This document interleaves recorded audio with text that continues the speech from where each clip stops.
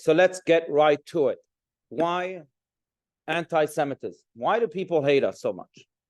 And we see this type of hatred displayed in all sorts of ways. Some people hate us in words. Some people hate us in actions. Some people hate us with evoking terrible, disgusting, revolting, historic symbols. And some people just make up lies. But why is it that people really hate us? So I'm going to present to you now 3 different answers from Jewish sources. Answer number 1 really comes directly from the Talmud. The Talmud, interestingly enough, compares 2 Hebrew words that really are not spelled the same way, but they sound the same way. Those Hebrew words are Sinai and Sin'ah. Sinai and Sin'ah sounds the same way, right? Sinai really refers to Mount Sinai. We received the Torah on Sinai, on Mount Sinai. Sin'ah in Hebrew does not refer to Mount Sinai, although the Talmud again connects it to Mount Sinai. Sinai in Hebrew means hatred. And the Talmud says very bluntly that the reason there is Jewish hatred is because of the Torah that we received on Mount Sinai. Ever since we received the Torah, people have hated us. Why? What's the connection? And that is because the Torah, as we all know, is a set of values, of moralities, of ethics that we have to behave by. When the non-Jew sees the Jew carrying this flag of morality, then that non-Jew might just hate us because it's, oh, you think you're moral? You think you're going to impose your values on me? We don't want to be so moral. It's reminiscent of what Adolf Hitler himself said. Adolf Hitler said that he hates Jews. He said this in an interview, that he hates Jews because they brought 2 things to the world. One is circumcision, and the other one is morality. Abraham Joshua Heschel, one of the great Jewish authors who's known for maybe best for marching with Martin Luther King, he said he was praying with his feet. I was reminded of that yesterday because there were 300,000 Jews or even more praying with their feet in Washington, D.C., as you may have heard.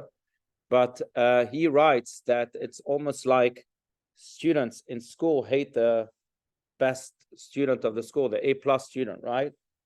Because I don't know what type of student were you? Were you A+ or B- or F students? But if you were an F student, no one was an F student here, of course. But if you want an A+ student, let's put it this way, then maybe you don't like the A+ student too much because the A+ student really reminded the teacher, reminded everyone what you could be, but you weren't because you prefer to be than an A. So that is what the Talmud is teaching us here, that non-Jews may hate us, or some non-Jews may hate us because we remind them of the deficiencies. We are carrying this Torah that reminds them of the deficiencies. And Sinai, therefore, gave birth to Sin'ah. That's answer 1. You can talk about this, and you can disagree with that too. Answer number 2 really goes to another passage in the Talmud. A passage that, interestingly enough, was brought up during the Mendel Bayless trial. I don't know if you're familiar with the Mendel Bayless trial. The Mendel Bayless trial was one of 3 trials in the beginning of the 1900s, late 1800s, beginning of 1900s, that really spread much anti-Semitism in the world. There were 3 trials. We're going to speak mainly about one. One was the Alfred Dreyfus trial in Paris, France, where a Jewish French soldier was accused of treason, of selling secrets of France, military secrets, to Germany. It was the enemy of France at the time. He was sentenced to life in prison, and he had a retrial and a retrial and a retrial, and after about 10 years, he was finally freed. Trial number 2 was here in America, the Leo Frank trial. Familiar with it? In 1913, an owner of a pencil factory in Atlanta, Georgia, was accused of killing a 13-year-old girl who was an employee of that factory, Mary Fagan. His name was Leo Frank. He was Jewish, the owner. He was found guilty. He was sentenced to death. So that sentence exists in Georgia. Eventually, the governor of the time, Governor Slayton, felt that there was some some inconsistencies in the trial, to say the least. So he community sentenced to something, I don't know if it helped him or not, but from a death sentence to life in prison. What would you have preferred? Not sure. I don't know what's best, death sentence or life in prison. But his end was even more tragic. In 1915, 2 years after his sentence, a mob of some 30 angry men stormed the prison he was in. Familiar with the story? And they kidnapped him from the prison. The gates were wide open. It must have been an inside job. They took him to a forest about 150 miles away from Atlanta, and they lynched him to death.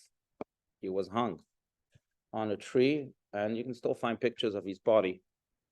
By the way, in 1986, the state of Georgia posthumously pardoned Leo Frank, realizing that really he was not the murderer. He had nothing to do with it.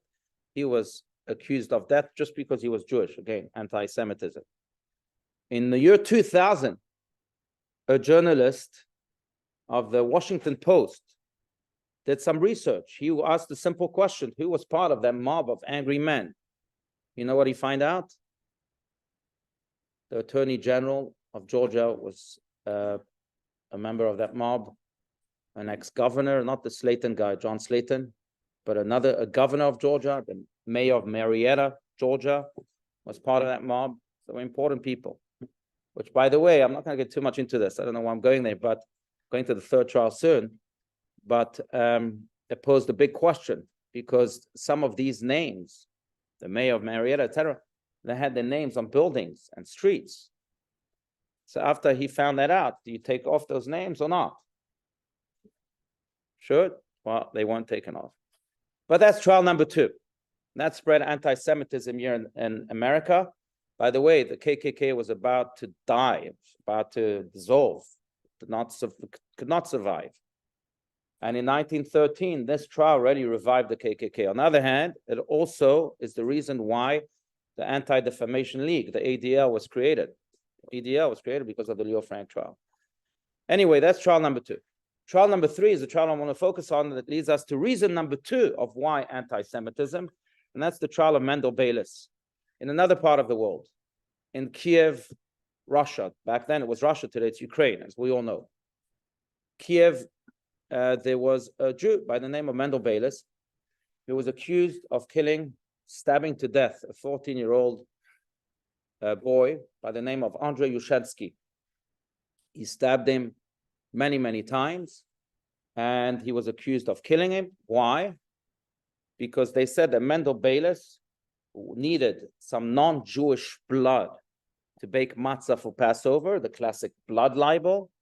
So he found this innocent 14-year-old Andrei Yushensky, killed him, took some of his blood.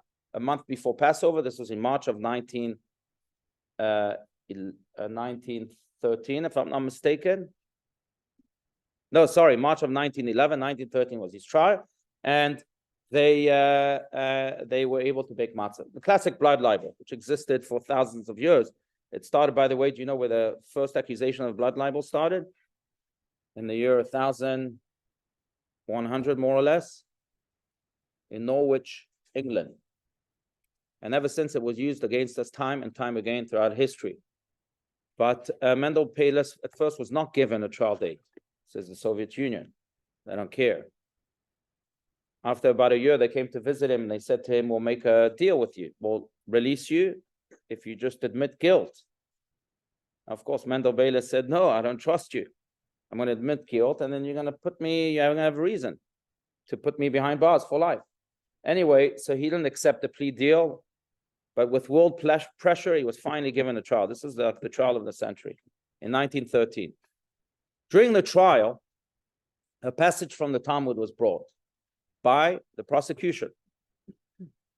And the passage of the Talmud says as follows, I'm quoting verbatim, Atem koim adam, ve'enu mota olam koim adam, which means, you are called Adam, you, the Jewish people, are called Adam. We'll translate the word Adam in a second. But the non-Jews, the nations of the world, are not called Adam. Now, what does Adam really mean?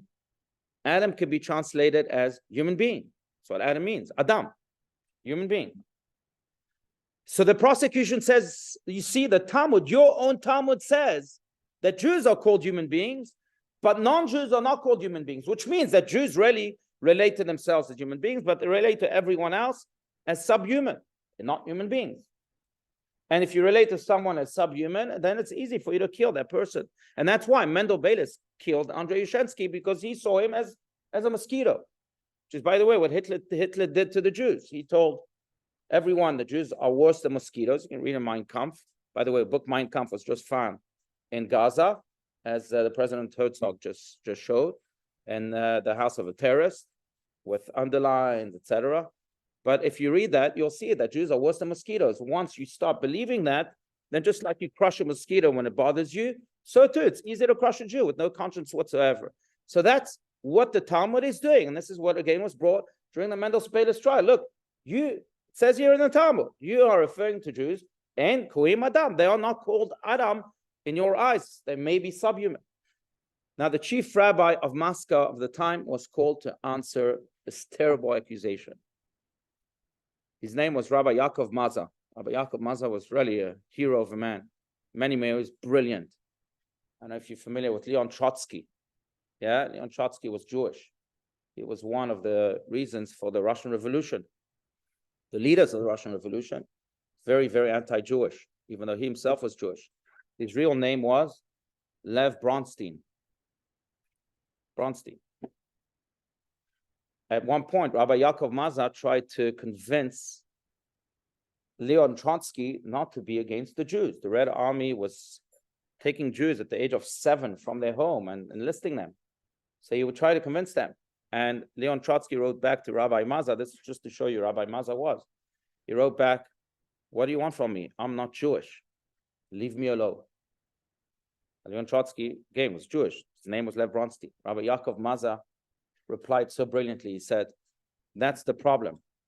The Trotskys lead the revolutions, and the Bronsteins are paying the price," referring to his names. But Rabbi Yaakov Maza was called to defend this passage from the Talmud and to defend Mendel Baylis altogether. And he explained this passage in the most brilliant way, which is really the real attention of the Talmud. What does it mean when the Talmud says that Jews are called Adam and non-Jews are not called Adam? What he's referring to, the way Rabbi Yaakov Maza explained this, it's just, again, just brilliant. He asked the court, does anyone here speak Hebrew? No one speaks Hebrew. He says, well, I will tell you that in Hebrew, the word Adam is a word that cannot be recited in the plural tense. It only exists in a single tense, Adam, which means one human being. You can't say in Hebrew, Adamim, which would turn the word Adam into the plural tense. It just doesn't exist. You can't say it. It's incorrect Hebrew. So what the Talmud is referring to, this is what Rabbi Maza again explained, is that Jews consider themselves as one entity, as one Adam, as one body, as one soul. You can't pluralize the Jew. Non-Jews don't consider themselves as one body. And it explains, Rabbi Maza went on to say, why Mendel Baylis is on trial and a Jew at the other side of the earth cares about Mendel Baylis. He doesn't know Mendel Baylis. He's not related to Mendel Baylis, but he cares about Mendel Baylis. You know why? Because we Jews are one Adam, one body. And if one part of my body hurts, the entire body feels it.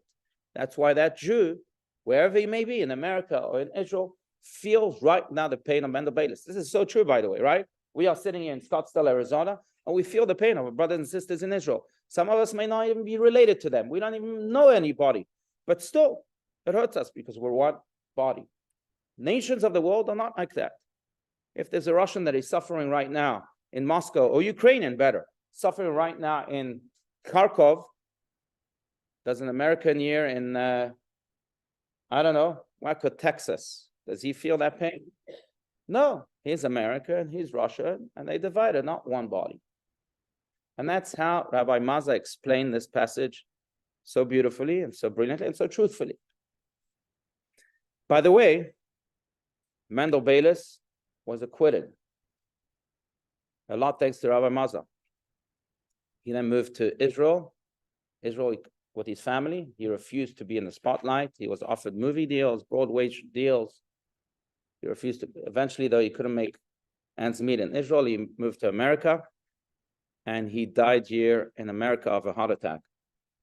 Mendel Bayless today is buried at the Mount Carmel Cemetery in Queens, New York, in the same cemetery as, no, the Rebbe is Montefiore, but this is Mount Carmel, as Leo Frank.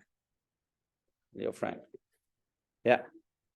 So 2 trials, 2 Jews that really gave their lives on Kiddush Hashem, and they buried in the same cemetery. But anyway, this passage might also explain another reason of why anti-Semitism. Because it could very well be, as many people are pointing out, that when non-Jews see Jews, they are seeing almost an unbreakable power.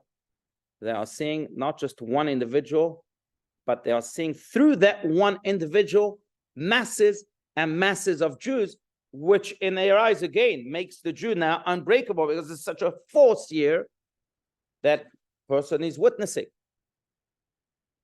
And that force can create some animosity. Oh gosh, it's not one against one. It's one against so many. Oh, I feel threatened. I feel intimidated. So I'm going to go against you with hatred. I'm going to, galvanize the world against you. Such a force. There's an Adam that is too intimidating for me. That's another reason for anti-Semitism. A third reason for anti-Semitism is much more psychological. And this explains not necessarily the whole idea of anti-Semitism, but perhaps it explains why anti-Semitism among some Arabs, among the Islamic world. And that really goes back to the parsha that we read just 2 weeks ago. If you recall, Abraham and Sarah had an argument. Who won that argument? The Jewish husband or the Jewish wife? The Jewish wife, as always. The Jewish wife always wins the argument.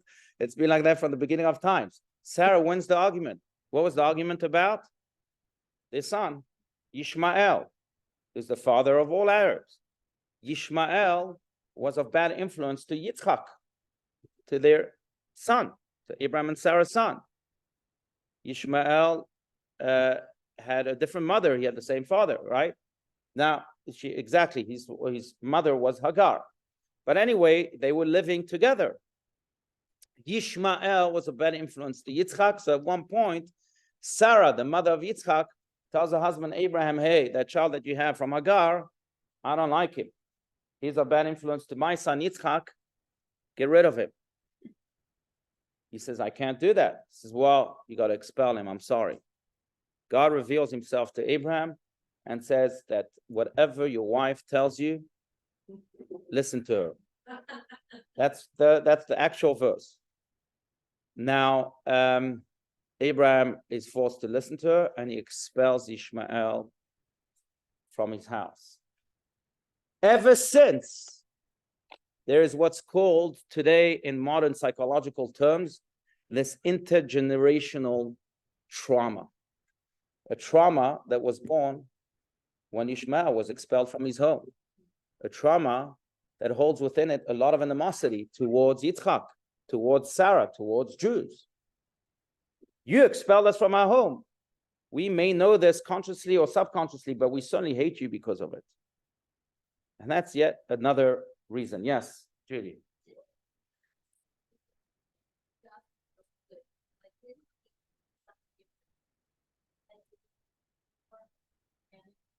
Right. So the question was, didn't Ishmael do something in particular or something very specific that caused him to be banished? Yes, if you read the Midrash, he did some horrible things, from prostitution to idol worship. And therefore Sarah she wasn't just being mean. Yes, you're right. Exactly. No, good point. But anyway, that's still intergenerational trauma. And we are still suffering from it on both sides. One side because they hit us because we expelled Ishmael. The other side because we're being bullied, to say the least. because of this trauma. Anyway, these are three reasons. There are, of course, more reasons that we can go into, but these are the three major reasons that are being pronounced by Jewish sources. The big question, though, is what do we do then? What do we do about this anti-Semitism? Why it exists is less important of a question, because it exists. We can ask ourselves why, but it still exists. The better question is, what can we do about it?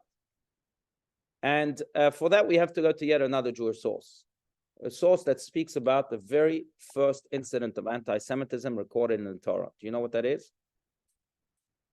That's, have you ever seen The Prince of Egypt? Seen The Prince of Egypt about Moses? Yeah, terrible movie because it's so inaccurate, but it doesn't matter. Moses comes out of the palace. He's a prince. He's the Prince of Egypt. He comes out and he's horrified. Why? Because he sees a slave master, an Egyptian, beating up a Jew.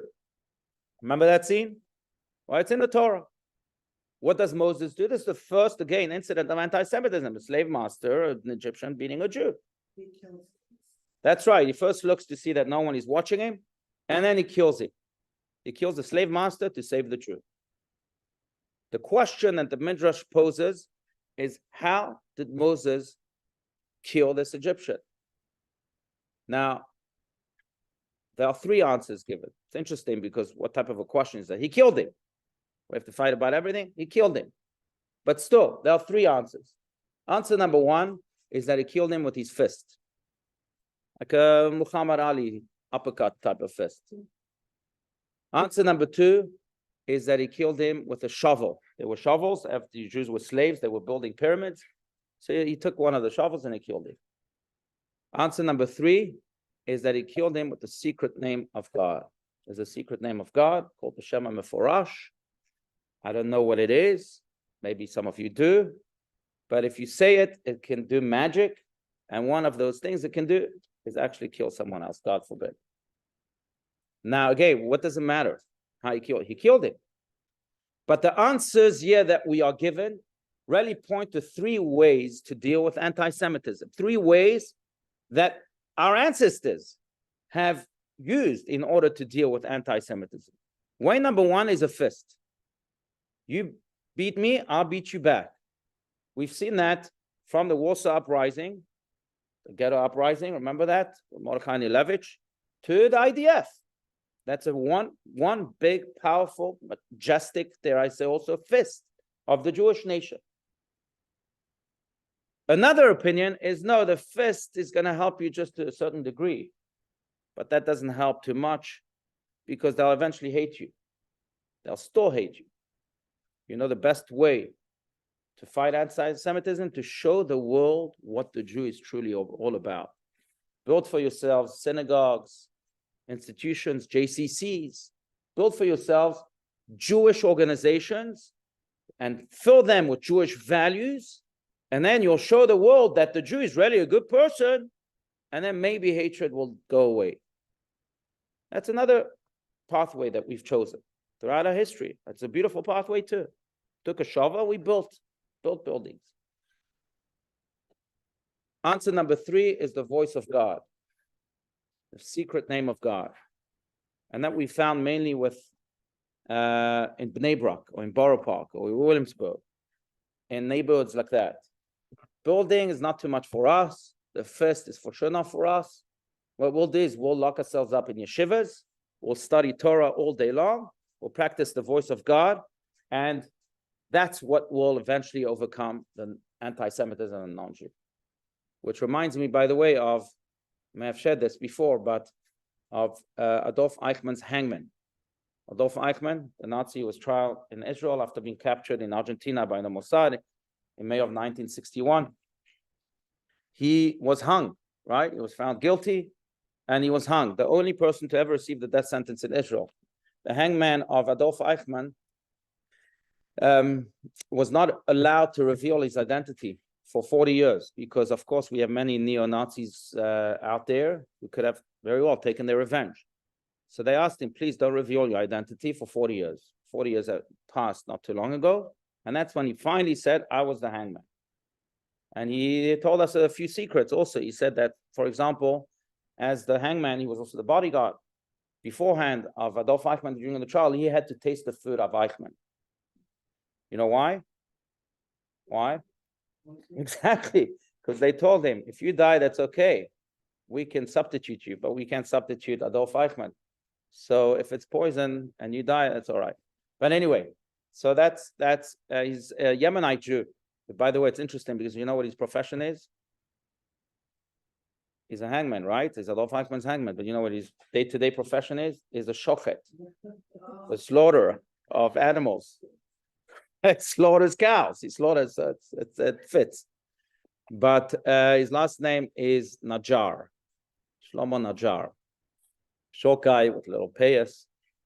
Anyway, when he revealed himself, immediately many people wanted to interview him. He said, I'm giving my first interview to a German TV station. And he asked those German representatives of that German TV station to interview him, not in their studio, not anywhere else, but in the kollel where he studies every day, in the yeshiva where he studies every day. So you see his interview and you see people studying Torah behind him. And when I asked him, why did you pick this? He says, I want to show you Germans that no matter how much you try, the voice of the Torah is still well and alive. That's the third opinion. With the voice of God, with the name of God, Moses killed the Egyptian. These are three pathways we found throughout history. But I think that what we are finding, especially during these trying times, is something quite beautiful. And that is that those three pathways are finally, as they are supposed to, coming together. They are harmonizing together.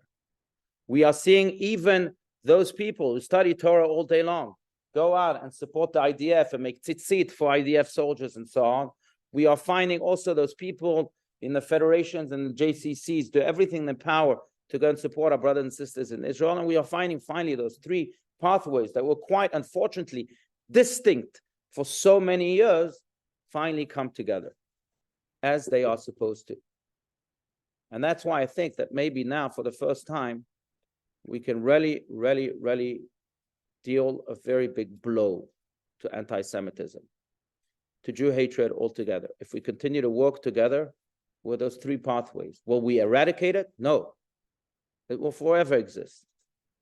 Not just because haters will be haters, because that's the way God created the world.